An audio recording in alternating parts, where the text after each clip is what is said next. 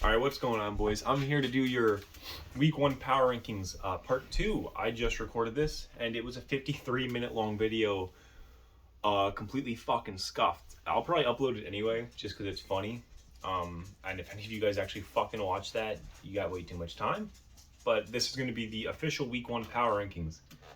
I'm going to make this a much abridged version. So let's jump right in. Starting with Mitchell. He's got two really good quarterbacks in Rodgers and Carr. Great kickers with McPherson and Jake Elliott. I like Darren Waller a lot. His defense, I fucking hate. Not big fan of his running backs. Jacobs has upside. I'm not super sold on him. CEH has been injury prone and inconsistent in his career. His wide receivers, Deontay Johnson has top 10 potential. Juju hasn't had a big impact for the last few years, but you hope Mahomes will make him relevant again.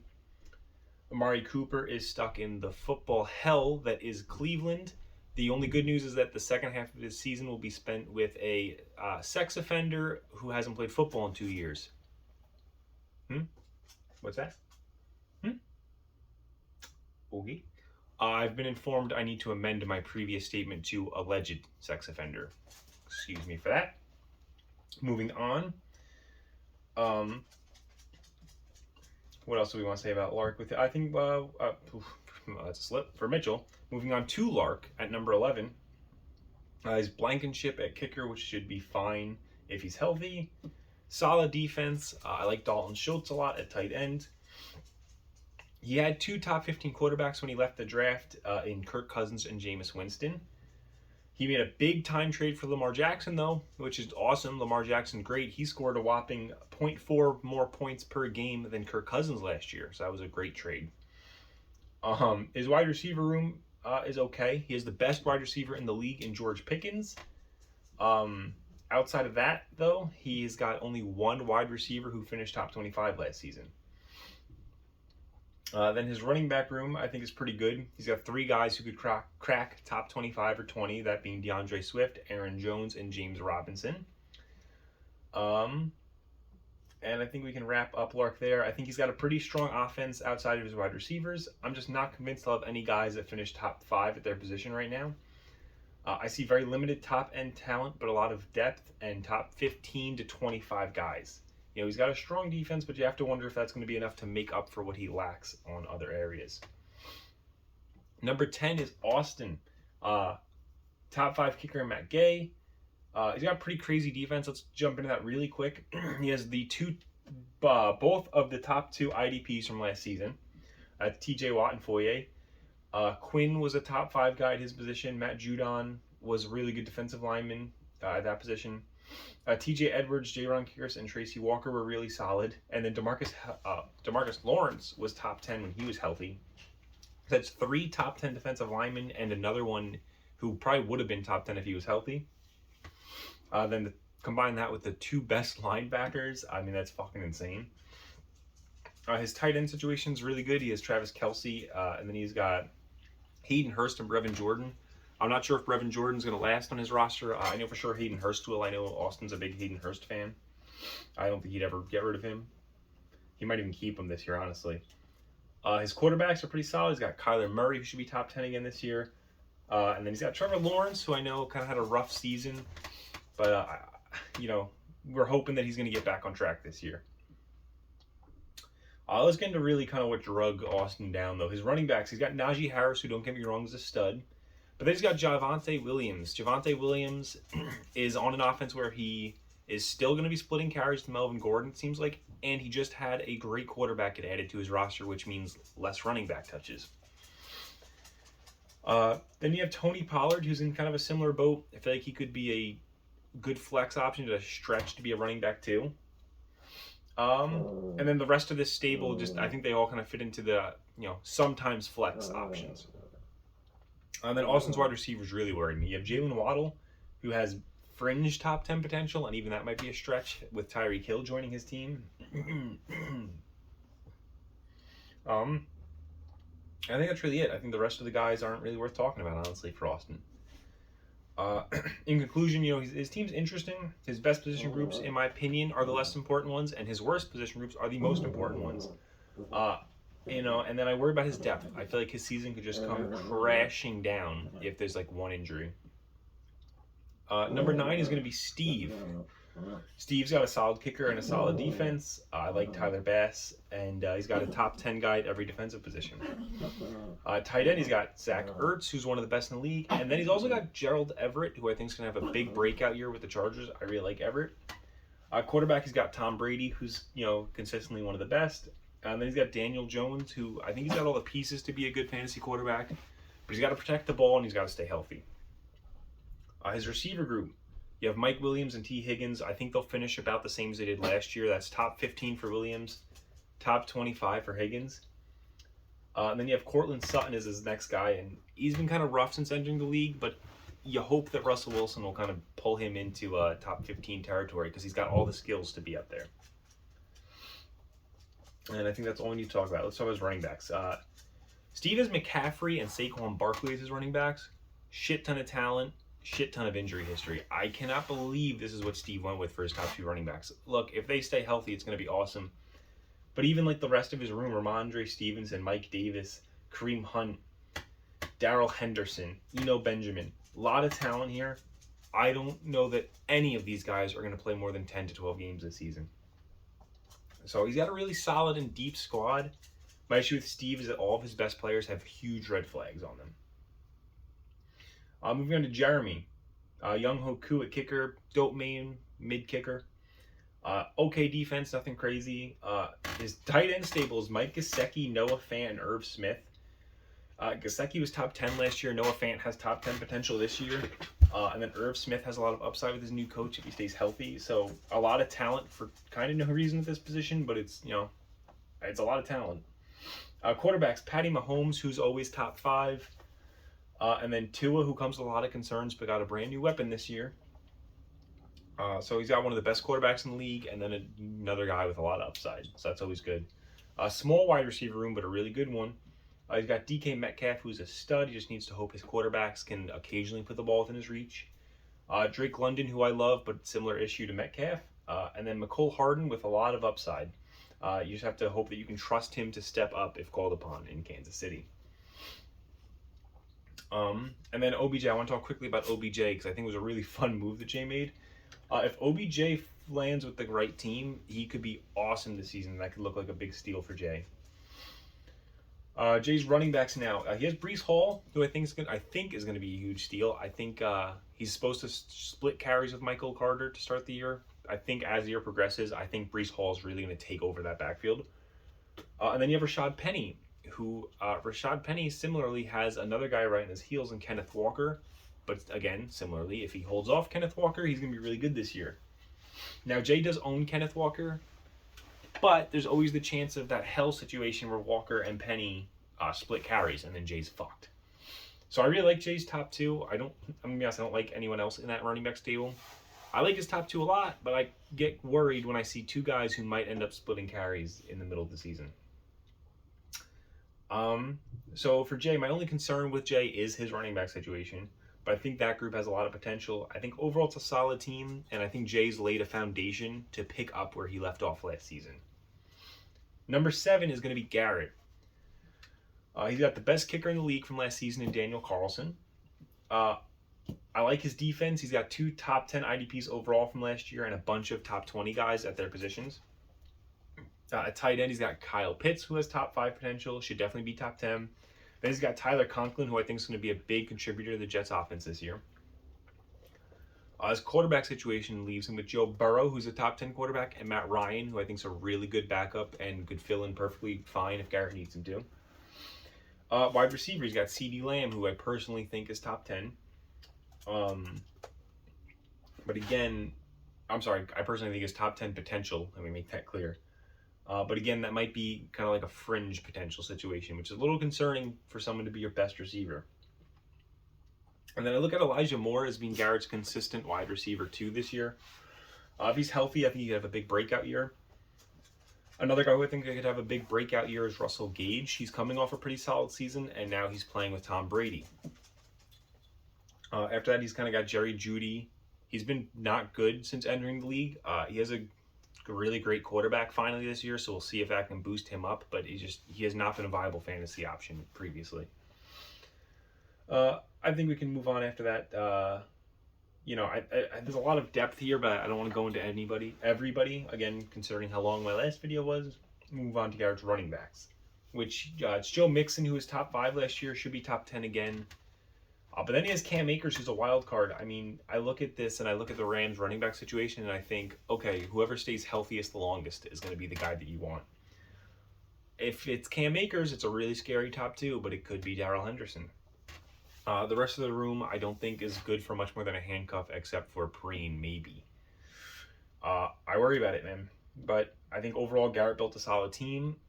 He just has a lot of pure backups at running back. He's going to have a solid top 2 that really needs to carry them. His wide receivers definitely need to handle those flex duties for now. Moving on to number 6. Number 6 is going to be Vinny.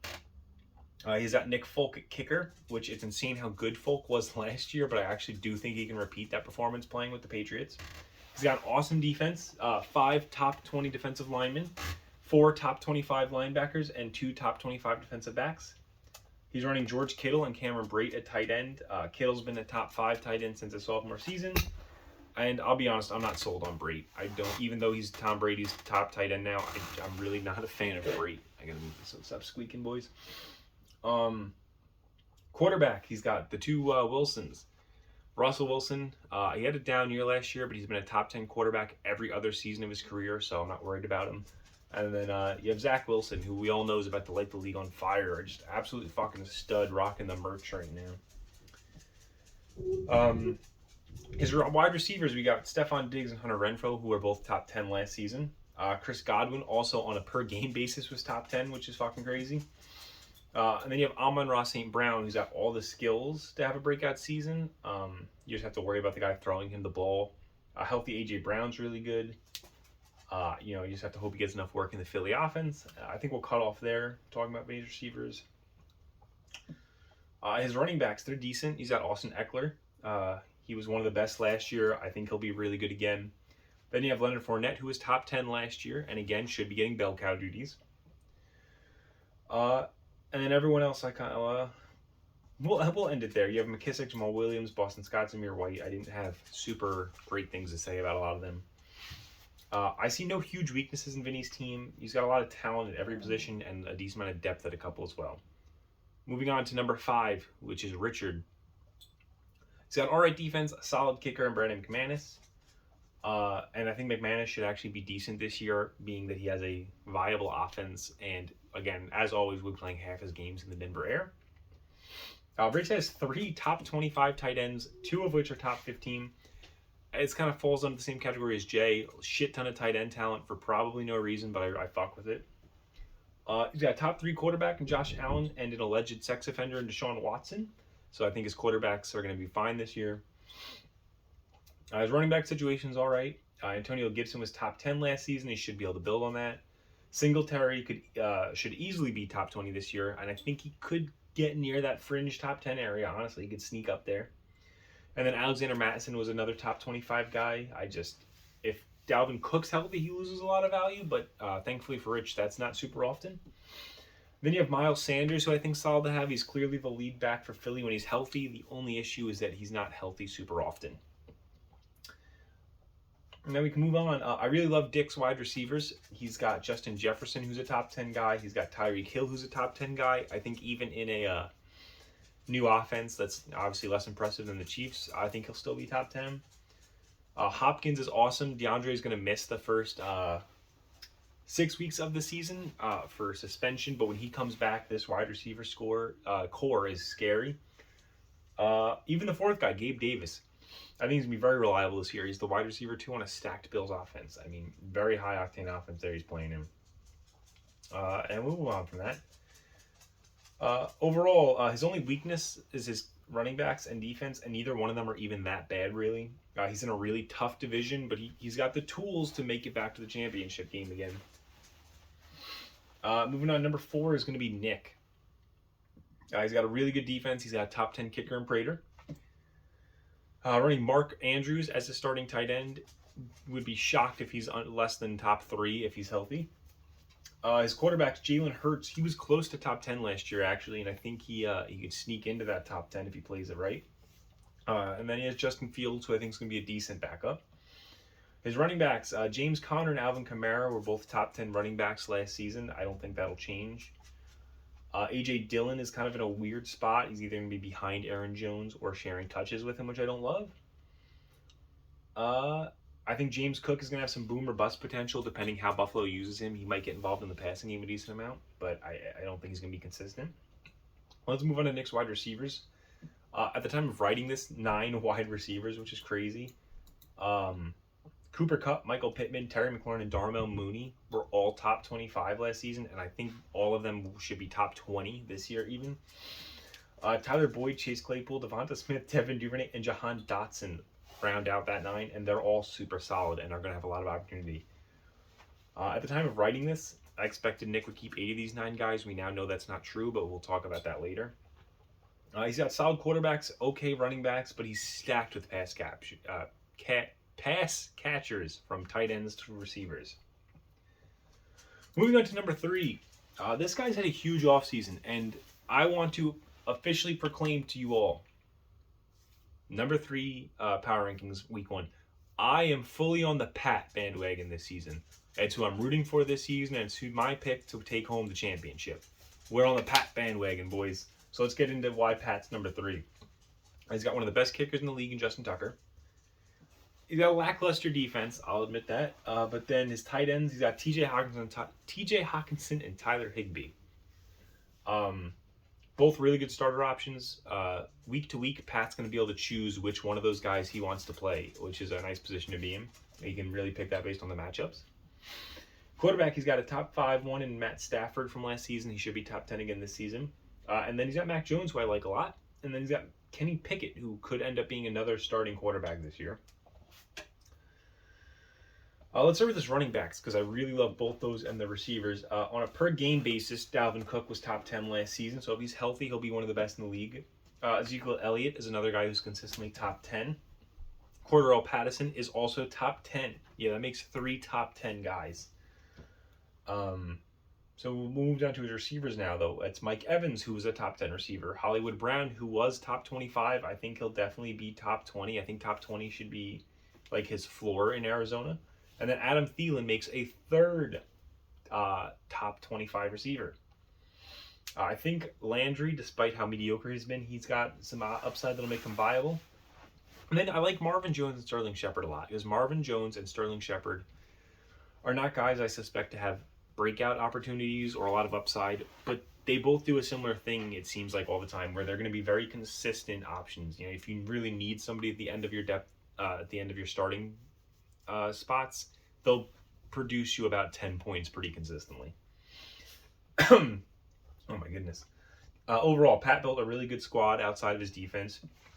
From quarterback to kicker, I see no holes in this team, and I can't even shit on the defense too much because of how unpredictable IDPs are year to year. So, again, Pat bandwagon, boys. Number 2 is going to be Kurt. Kurt's got 2 decent kickers. As the season progresses, he can choose which one he'll keep in Dustin Hopkins and Harrison Butker. Either one of them could end up top 10 this year. His defense definitely leaves something to be desired, but it's not terrible. It's just kind of lackluster. His tight ends, he now has Dawson Knox. I loved that Dawson Knox trade because I hated his tight ends before that trade. At quarterback, he's got Justin Herbert. He was the 2nd best quarterback last season, and I think he's going to be right up there with the top guys again. And then you have Davis Mills, who was inconsistent last season, but finished out the year strong. I think he'll be better this year and should be a fine backup. Now getting into the really good parts of Kurt's team. We'll start with the running backs again. Jonathan Taylor, he was a major addition. He added, the top projected running back to his squad. Nick Chubb is a potential top 10 running back. And then Elijah Mitchell, also a potential top 10 running back. I mean, it's fucking insane. He, on a per game basis, like, he was so good last year. And then he has 3 other pretty talented guys, but they're all clear backups. But they're all really only 1 injury away from getting playing time, so that's huge. Wide receivers, he has Devontae Adams. He's a consistent beast. I don't think losing Aaron Rodgers is going to stop him from being a consistent beast. Keenan Allen should be in the top 10 conversation this season. That's a scary top 2 wide receivers. And then Rashad Bateman's going to have a ton of opportunity to shine this year. I think he's going to be a solid wide receiver 3 for Kurt. Then you have guys like Gallup, who has a lot of upside. When he returns, I think he'll be the number 1 option. Kadarius Toney has a lot of talent. I think he has some upside, even though I don't think he'll be there week 1 either. Same about Chris Olave. I think he's got a lot of upside. So overall for Kurt, his defense was weak. The rest of it was really good. All of his important positions are absolutely stacked. And it's pretty insane what his wide receiver room looked like prior to the Jonathan Taylor trade. I mean, he really pulled off a trade for probably the best player in fantasy football this season based on projections and didn't harm his team almost at all. It's crazy. And that leaves just one, number 1. That leaves John. His kicker Will Lutz is good when healthy. You just have to hope that New Orleans is putting him in a spot to succeed, that offense. He's got an okay defense. It's not great. It's not awful. I kind of feel the same way as tight ends. It's Freiermuth, Hunter Henry, and Jelani Woods, who I love Jelani Woods, but I don't expect him to play much. So week in, week out, John's got to pick between Freiermuth and Hunter Henry, and you hope one of those guys break out. I really liked Henry on the Chargers. We'll see how he does with his second season with Mac Jones. Quarterbacks we'll talk about. This is kind of everywhere. Everything after this is where I really love John's team. His quarterbacks. He has a top 10 guy in Dak Prescott. He's got a really solid backup in Ryan Tannehill. And then he did something really smart by drafting Malik Willis. So he's got a top 10 quarterback, a solid backup, and that solid backup's handcuff. Really great job building that room out. Running backs. Derrick Henry is an absolute beast. If he stays healthy, he's a top 3 running back. Dave Montgomery, another guy who's going to be right around top 10 if he's healthy. And then Damian Harris, awesome running back 3. He was top 20 last season. Moving on from his running backs, we can skip past the rest of this. We'll look at his wide receivers. Jamar Chase is an absolute beast. Deebo Samuel's also a stud. I do worry about less, running will hurt his fantasy impact, but he should still be really good. And then DJ Moore has a ton of talent, and his biggest flaw was just fixed, which was quarterback play. Because you can say what you want about Baker Mayfield, but he is undoubtedly leaps and bounds better than any quarterback DJ Moore has ever played with. I mean, it's insane. And then you have Tyler Lockett. He's always been a pretty safe bench option. And I think we can cut off talking about his receivers there. I love John's team. All of his weaknesses aren't even really that bad, and they're at less important position groups anyway. He's got a real shot to make worst to first reality for consecutive seasons, which is a lot of fun for the league. I really like how close everybody is. I don't think anybody is significantly better than anyone else except for Mitchell. Real quick, let's run through the updates that happened since I wrote this script. It was, Austin added Marcus May, Steve added Jonnu Smith, Vinny added Josh Sweat, Austin dropped Marcus May for Tate Crowder, and then finally Jeremy acquired Terry McLaurin and Chase Claypool for a fuck ton of picks. None of these changed. No, we're right at the end. We're not going to do that. No. None of these changed my power rankings. I do want to very briefly talk about that trade with Nick and Jay because I kind of hate it. I really wish Jay had traded for running backs, not receivers. I kind of liked Jay's receiver room. I don't like his running backs. And similarly to Nick, I don't like his running backs. I liked how many receivers he had because now that we have 2 flex options, I really do. I think Nick needs to start 2 flex wide receivers each week. Now he still has, if I remember correctly, even after that trade, he still has 7 guys who I think are all playable. But I don't love him sending both McLaurin and Claypool away. We'll see how it plays out. I could be wrong. Again, I didn't love it for either side. I really wish Jay would have taken that chest of picks and sent it off for a running back. I really wish Jay would have gotten involved in the Jonathan Taylor sweepstakes, honestly. I think adding Jonathan Taylor to Jay's team could have shooken up these power rankings. But this is what we're sitting with. I look forward to you guys keeping receipts on this because I know you're a bunch of petty fucks. So I'm sure everything that I said wrong in this video will be thrown back in my face at the end of the season. Boys, I'll see you next week for week 2. If you guys want to see that 53-minute long video, I'm probably going to upload that too and send it to you. But this is definitely the one you're going to see first. This is my priority. So I'll see you guys later.